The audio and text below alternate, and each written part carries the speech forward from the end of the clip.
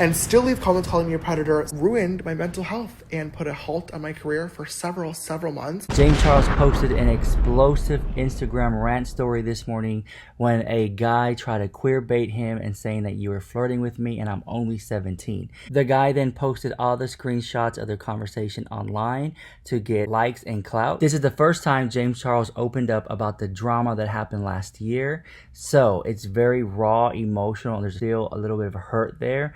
I do want to say that I do not believe in queer baiting, and I think that what happened to James Charles is not okay.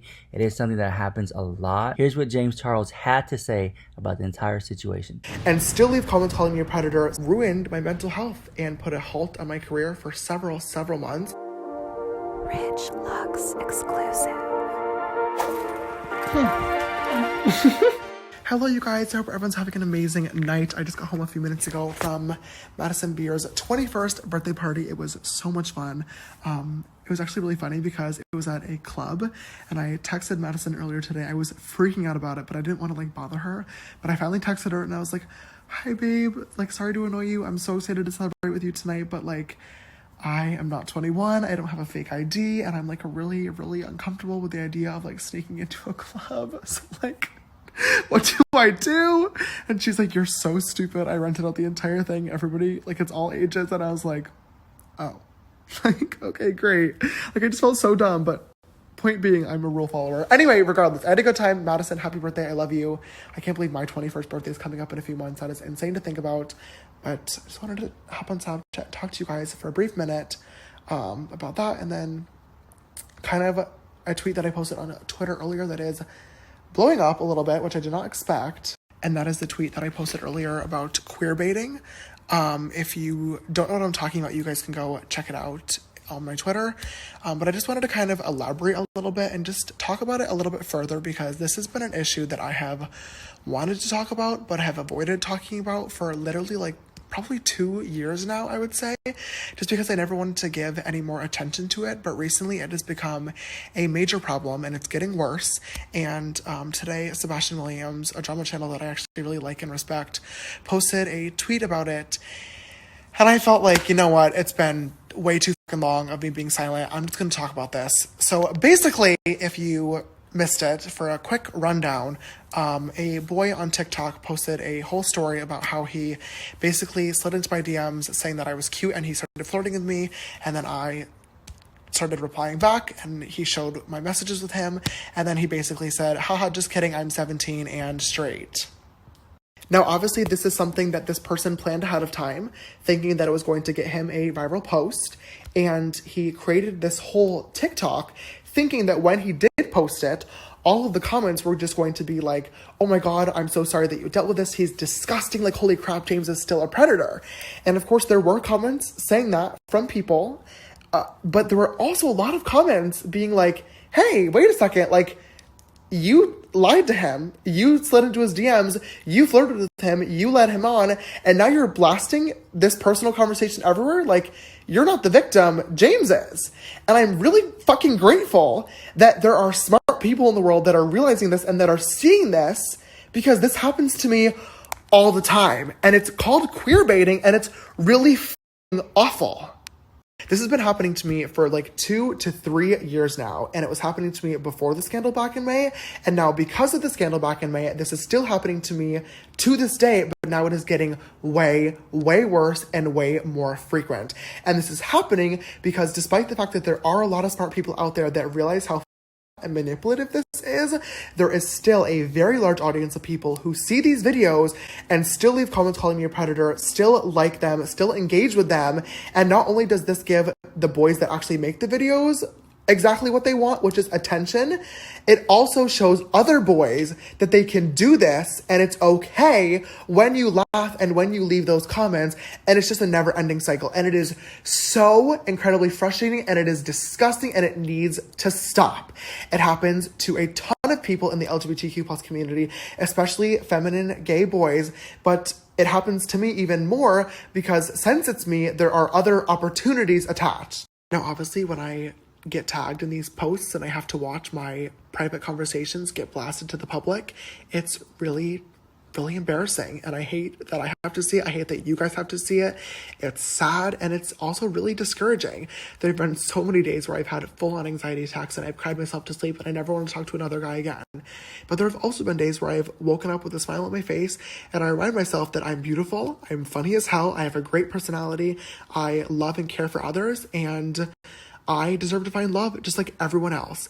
And even if right now this sucks and I have to deal with a few immature boys that have nothing better to do with their time than to manipulate me for a few likes on social media, I will eventually find somebody one day that loves me and cares about me for who I am and wants to be with me for the right reasons. And I'm going to continue to put myself out there to eventually hopefully find that person.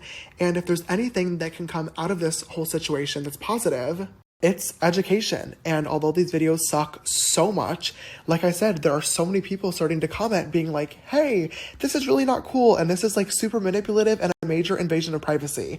And I think that it's about damn time that we start setting those boundaries on social media, and I'm really glad that people are starting to realize that this is a huge, huge problem.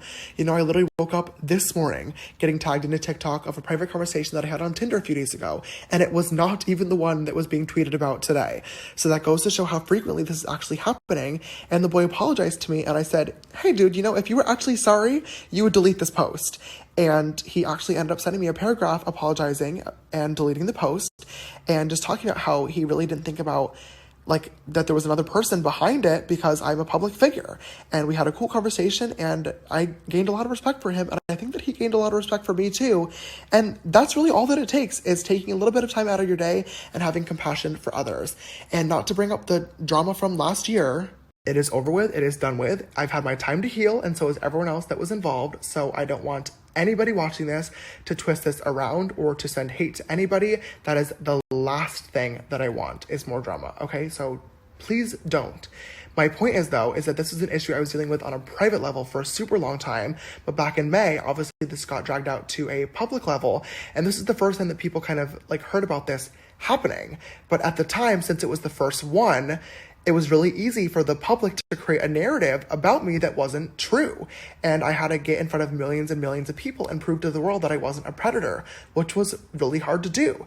And even after posting my video, there was still a really, really long period of time where people didn't believe me, and people like wanted to believe this narrative that was literally like created and manipulated by the public. And, you know, obviously sucked and was super frustrating and ruined my mental health and put a halt on my career for several months.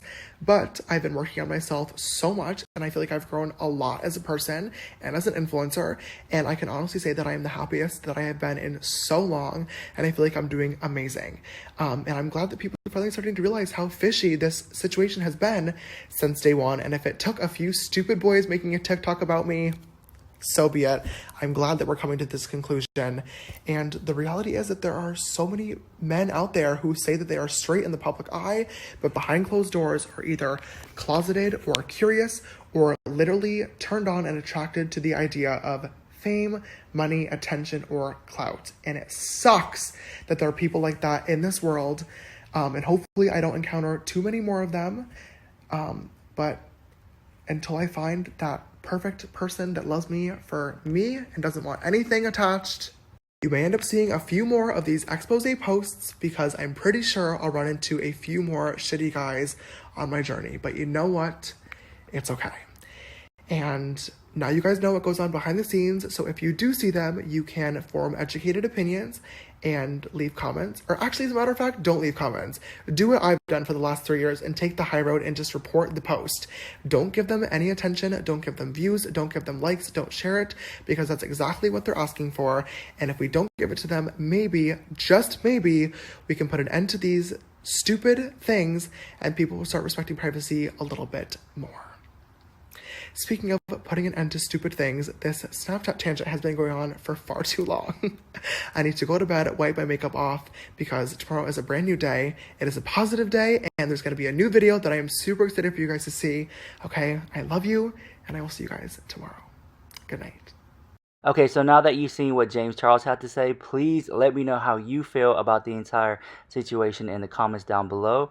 And I'm going to circle back later today with another video on the same topic and talk about it in depthly. And maybe we can get some more receipts and why people are doing this. Anyways, guys, like I said, I support James in this. I do not think what happened was okay by any means. It's something that does happen a lot. But yeah, let me know what you think about it. See you guys in tomorrow's video. Rich Lux exclusive.